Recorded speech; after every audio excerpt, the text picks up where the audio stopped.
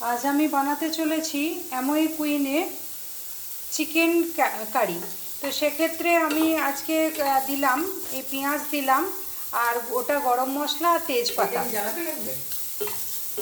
হ্যাঁ, দিতে পারো। আর এবার আমি তারপর দেবো, যেহেতু এখনও লবণ দিইনি, তো এখানে আমি একটু লবণও দেবো। ইত্যাদি লবণ দিয়ে দাও এটাতে। তো আমি এখানে তেল ছাড়াই আজকে রান্না করব। এ তেল ছাড়া খেতে কেমন লাগে সেটা একটু টেস্ট করে সব বলবে আর কি। তো সেক্ষেত্রে আমি এটা দিলাম আর একটু টমেটোও দিয়ে দিলাম,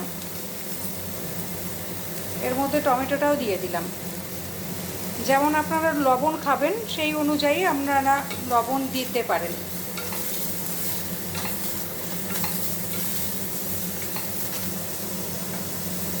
একটু লঙ্কাও দিয়ে দিচ্ছি।